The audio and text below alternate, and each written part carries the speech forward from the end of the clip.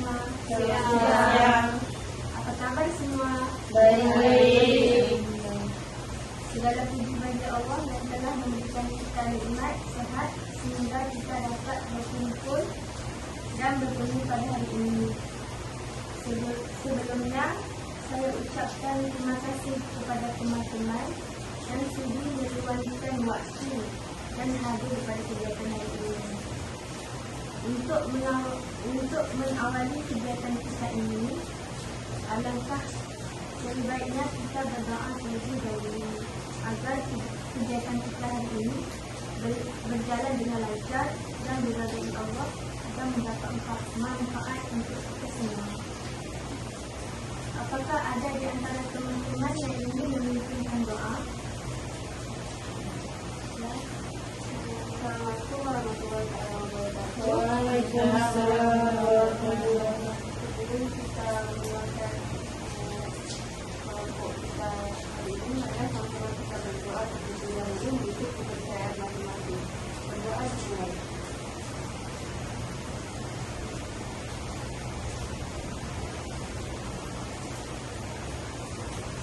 Berdoa selesai. Baik, terima kasih kepada teman kita yang telah mengirimkan doa. Sebelumnya, saya ingin bertanya kepada teman-teman semua, apakah ada di antara teman-teman yang tahu atau pernah mengikuti bimbingan kelompok ini? Tak pernah. Okey, jika tidak ada, menurut kalian apa sih bimbingan kelompok itu? Tak tahu. Kalau saya tu bimbingan kelompok bersifat layanan bantuan tapi berdinamika kelompok seperti sekarang. Benar apa yang teman kita bilang itu. Bimbingan kelompok merupakan salah satu layanan di dalam bimbingan kosmik. Dalam format kelompok seperti ini, bimbingan kelompok ini juga adalah suatu kegiatan yang dilakukan oleh sekelompok orang dengan memanfaatkan dinamika kelompok. Di dalam bimbingan kelompok ini terdiri daripada 8 hingga 12 anggotanya. Dan apa topik yang kita bahas adalah topik bebas. Topik bebas itu maksudnya topik yang viral di media massa atau di zaman sekarang. Di sini ada yang tahu apa tujuan bimbingan kelompok? Kalau ada yang tahu, silakan angkat tangan. Kalau itu kelompok itu ada wawasan yang menambah ilmu pengetahuan. Benar sekali. Ada teman-teman yang lain? Ada bisa terbuka antara satu sama lain. Benar sekali. Ada yang lain? Agak lebih akrab. Benar sekali. Terima kasih. Ada yang lain? Tidak ada. Betul ya apa yang teman-teman kita yang disampaikan. Tujuan bimbingan kelompok ini untuk melatih kemampuan kalian dalam berkomunikasi antara anggota kelompok. Misalnya berani dalam mengucapkan pendapatnya di depan orang lain, melatih sikap saling menghormati, menghargai dan menambah wawasan serta mengembangkan diri jadi pribadi yang lebih baik lagi. Sampai di sini bisa dipahami? Ya. Teman-teman ada yang tahu kenapa kita duduk di kelas seperti ini? Saya lebih senang berkomunikasi. Benar-benar saya agak benar. Ada yang tahu tak kenapa kita duduk di kelas seperti ini? Ada supaya senang berkomunikasi. Terima kasih. Tadi ada yang tahu? Dapat mengeratkan silaturahmi. Benar sekali. Tadi ada? Boleh melihat antara satu sama lain. Benar. Terima kasih. Tadi ada? Tidak. Tidak. Benar ya apa yang teman-teman kalian bagi tahu. Tujuannya ada kita lebih akrab mengetahui satu sama lain. Tidak ada yang dirugikan di sini. Semua memiliki hak yang sama untuk menyampaikan pendapat masing-masing. Kegiatan selanjutnya adalah apabila teman-teman inginkan menyampaikan pendapat, terlebih dahulu angkat tangan kanan ya. Saya harap kalian menggunakan bahasa yang mudah dan yang mudah dipahami dan tidak menyinggung perasaan temannya. Dalam kegiatan bimbingan kelompok ini ada asas-asasnya, iaitu diharapkan teman-teman sukarela dan bersedia berpartisipasi mengikut kegiatan ini sampai selesai. Ketika teman-teman memiliki idea atau gagasan, silakan kemukakan secara terbuka. Tidak perlu tutup atau tidak perlu malu-malu ya. Saya harap teman-teman mengikuti peraturan yang ada di dalam bimbingan kelompok ini. Seperti jika ada salah satu anggota kelompok berpendapat yang lain, silakan mendengarkan terlebih dahulu. Kemudian segala hal yang dibicarakan di sini sebaiknya tidak diketahui oleh orang luar selain kelompok kita, atau lebih tepatnya merahsiakan. Baik teman-teman semua, sebelum kita melanjutkan kegiatan ini ke tahap berikutnya, alangkah lebih baiknya kita berkenalan terlebih dahulu agar kita bisa lebih akrab dan saling mengenal nama anggota kelompok. Baik, perkenalan akan dimulai dari saya terlebih dahulu dan akan diikuti oleh bersama saya, iaitu saya Nurul Syuhada, pemimpin kelompok untuk hari ini. Saya Siti. Hai. Hai Kak. Nama saya Shi. Hai Shi. Nama saya Jana. Hai Jana. Hai, nama saya Pratiwi. Hai Pratiwi. Hai, nama saya Ella. Hai Ella. Hai, nama saya Pizza. Hai Pizza. Hai, nama saya Nabila. Hai Nabila. Terima kasih kepada teman-teman yang sudi mendengarkan dirinya. Saya harap teman-teman bisa mengenal ya antara satu sama lain agar lebih akrab. Baik. Selanjutnya, selepas kita tahu apa itu tujuan bimbingan kelompok sama pengertian dan tata caranya, apa bisa dipahami? Apa itu tujuan, pengertiannya, apa bisa dipahami? Jika sudah pahami, maka kita akan tahap kegiatan selanjutnya, iaitu harap teman-teman dengan sukarela dan saling terbuka ya. Baik, kita akan masuk kegiatan selanjutnya, iaitu teman-teman harus memberikan masing-masing bagi satu topik yang sedang viral di masa kini dan di media sosial. Jadi sesiapa saja yang mahu bagikan topik bisa angkat tangan ya terlebih dahulu, jangan malu-malu. Jadi silakan teman-teman memberi pendapat atau topik yang ingin bahas kali ini. Nama saya menarik untuk dibahas tentang bunuh diri. Karena sekarang kes membunuh diri itu semakin meningkat. Alasannya macam-macam ya, seperti stres belajar ataupun broken home ataupun banyak lagi lah. Ada lagi? Tapi yang sedang hangat sekarang itu bully sangat banyak di pesantren, di sekolah-sekolah, SMA, dan Ada lagi teman lain?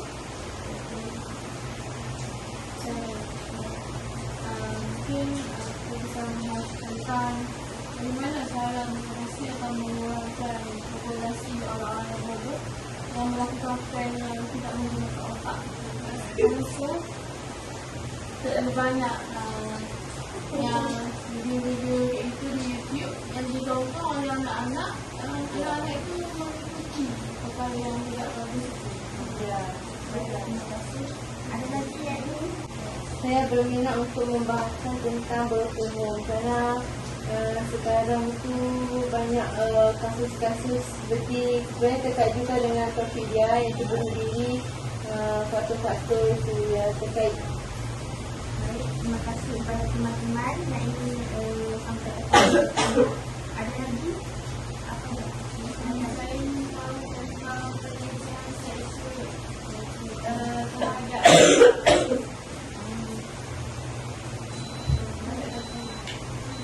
dan saya ingin tahu tentang pelecehan seksual yang sekarang ini kepada murid-murid ni. Baik, terima kasih teman-teman. Ada lagi yang ingin? Terima kasihlah teman-teman. Jadi teman-teman, kita kan dah ada beberapa topik untuk dibahas, topik masalah untuk dibahas untuk hari ini. Jadi kita akan pilih salah satu topik sahaja untuk dibahas.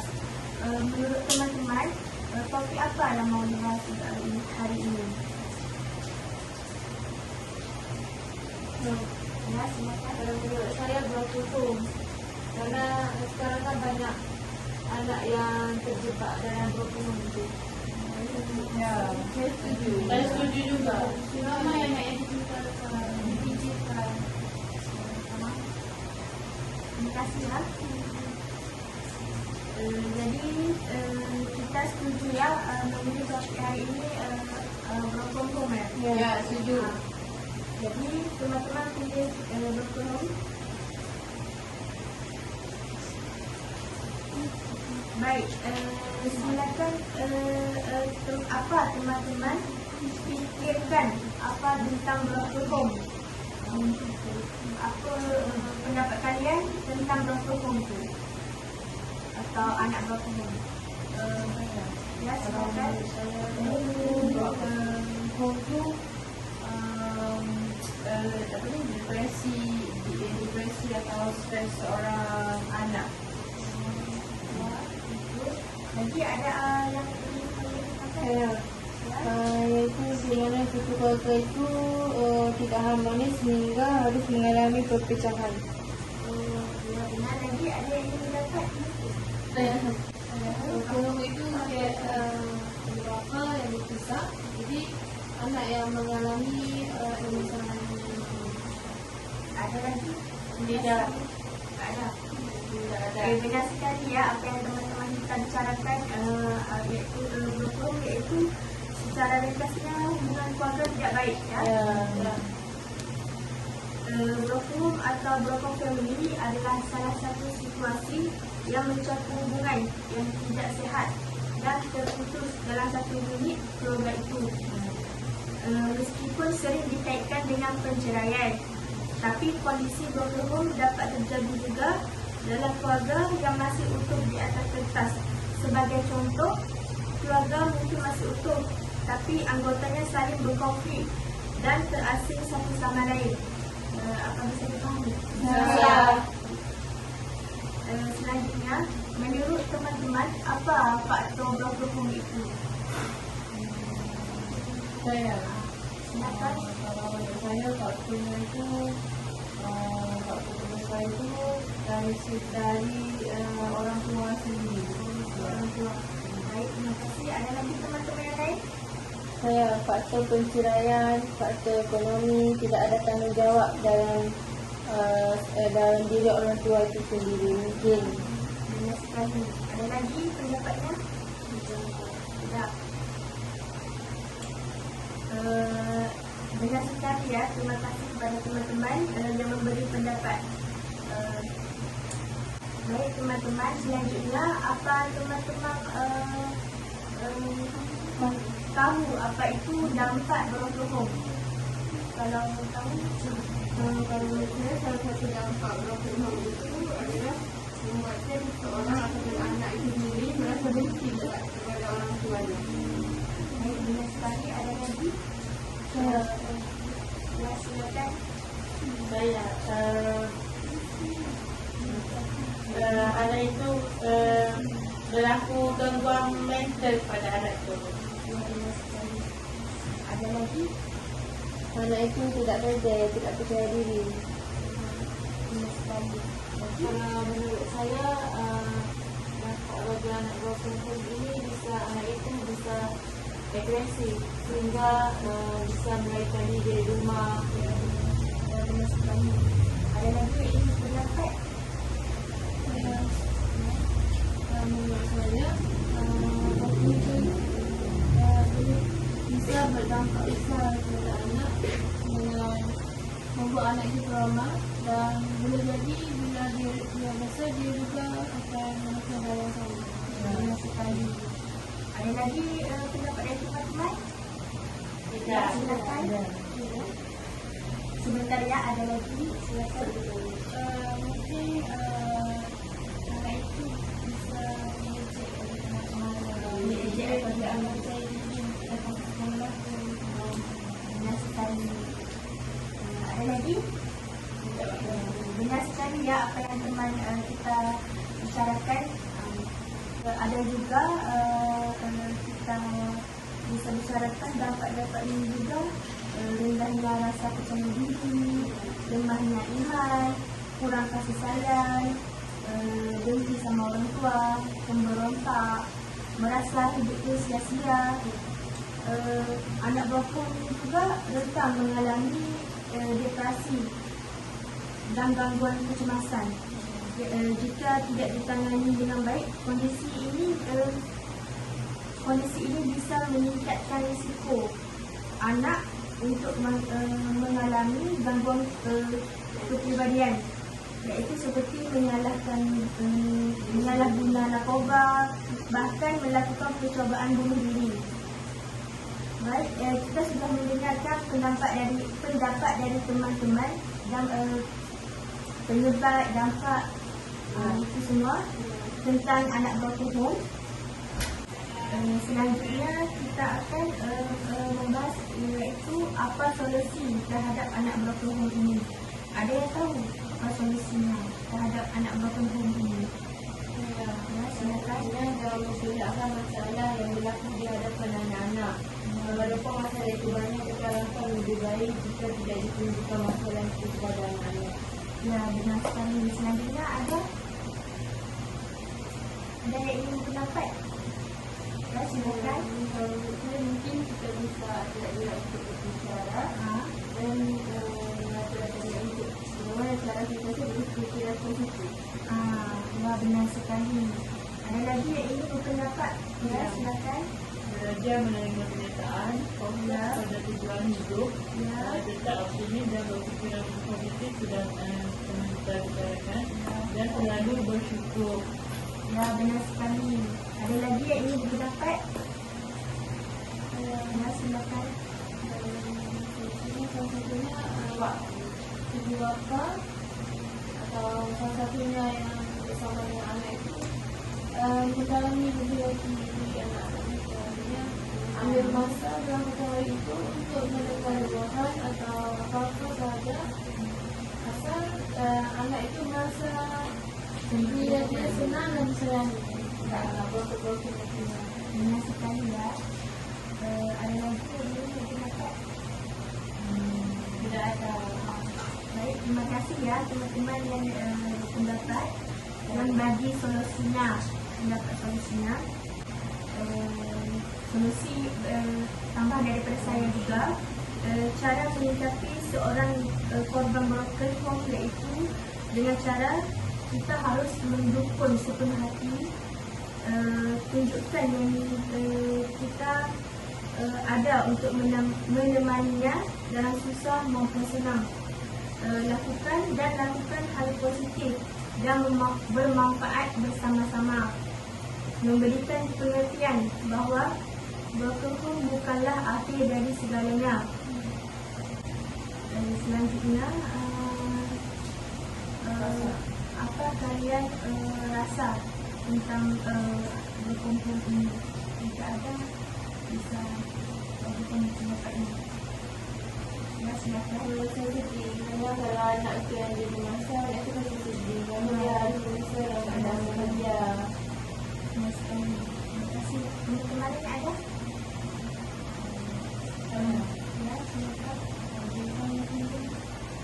Tapi kalau saya itu merasa khawatir terhadap anak-anak, takut berlaku perundungan bisa menyebabkan bisa mendorong anak-anak itu membunuh diri atau mencederai diri sendiri. Akan Saya takut terjadi kepada anak-anak yang berumur ini masa depan itu lagi sikap orang tuanya itu. ya, benar sekali. Terima kasih ya kepada teman-teman. Benar sekali apa yang teman-teman kita bicarakan itu. Ya, rasa sedih, takut, khawatir. Okey, sebelum tutup, saya akan sedikit menyimpulkan apa yang kita diskusi pada hari ini ya, terkait anak berpeluh. Hasil penelitian ini secara keseluruhan mendapati gambaran resiliensi pada remaja yang mengalami broken home. Seorang remaja yang mengalami broken home mampu menyikapi atau mampu bangkit dari kondisi yang tidak menyenangkan akibat kondisi orang tuanya, kerana kemampuan dalam mengendalikan respon-respon emosi yang muncul akibat kondisi orang tuanya atau yang disebut dengan kemampuan regulasi emosi. Selain itu, faktor lain pembentuk resiliensi adalah kemampuan berfikir kausalitas atau kemampuan berfikir sebab akibat, kerana kemampuan berfikir kausalitas erat terkaitnya dengan kemampuan regulasi emosi. Dan dari kesimpulan ini juga dukungan sosial dan sekitarnya, terutama dari teman, saudara lainnya serta nasihat dari kedua orang tuanya juga menjadi faktor seorang remaja yang mengalami anak broken home. Bila dapat nasihat daripada orang tua ini, anak broken home ini mampu untuk bangkit dari kondisi yang tidak menyenangkan. Faktor lain juga pada pembentuk resiliensi pada remaja broken home adalah keyakinan dalam diri akan mampu menghadapi semua yang terjadi, rasa optimis akan memperoleh masa depan yang baik terwujudnya mimpi dan cita-citanya, serta berfikir positif bahawa semua terjadi akan ada hikmahnya. Baik, pertemuan kita cukup sampai di sini saja. Semoga yang kita diskusikan ini menjadi kebaikan buat kita semua.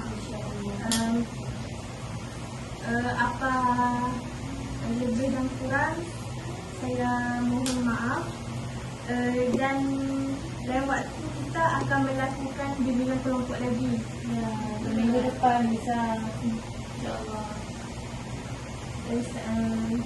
Terima kasih juga teman-teman yang sudi luangkan waktu pada hari ini, dan saya akhiri dengan lafaz Assalamualaikum. Waalaikumsalam warahmatullahi wabarakatuh. Sampai jumpa lagi. Ya, bye-bye.